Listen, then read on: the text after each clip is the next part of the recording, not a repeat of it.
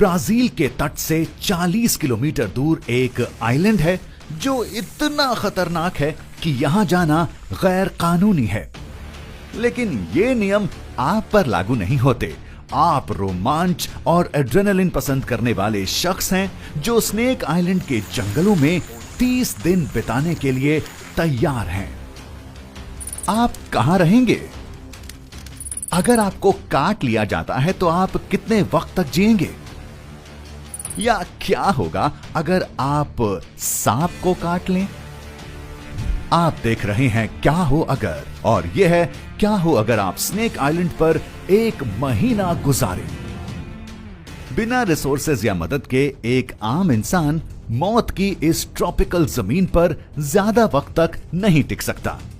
2019 में जब एक मछली पकड़ने वाला शिप इस आइलैंड के पास डूब रहा था, तब 2 लोगों ने उस शिप पर ही रुकने का फैसला लिया। जी हां, उन्होंने इस सांपों से भरे आइलैंड पर 1 सेकंड बिताने से बेहतर एक डूबती हुई नाव पर रहने का खतरा उठाना ही ठीक समझा।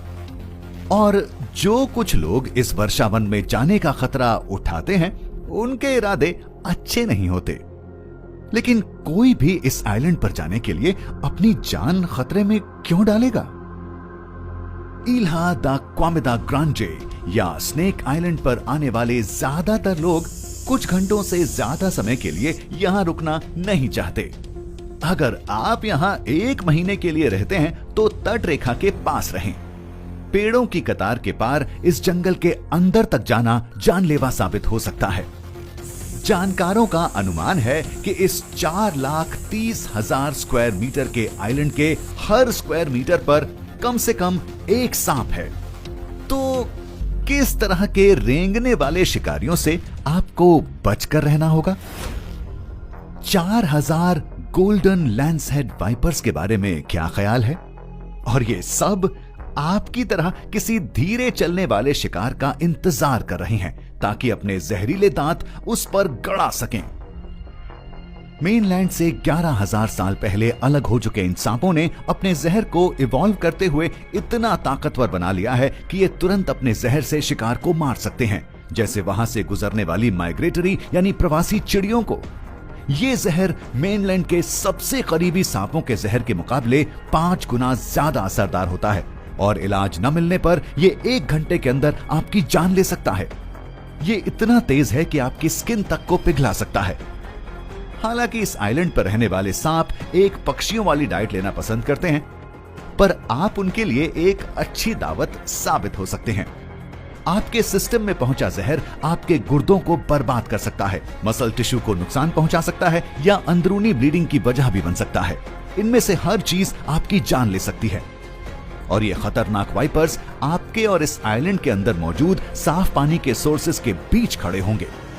पानी के लिए अपनी जान को खतरे में डालने की जगह आप पत्तियों के इस्तेमाल से बारिश का पानी इकट्ठा कर सकते हैं। जब भूख लगनी शुरू हो तब आप तट के पास वाले जंगल में पाए जाने वाले केले खा सकते हैं।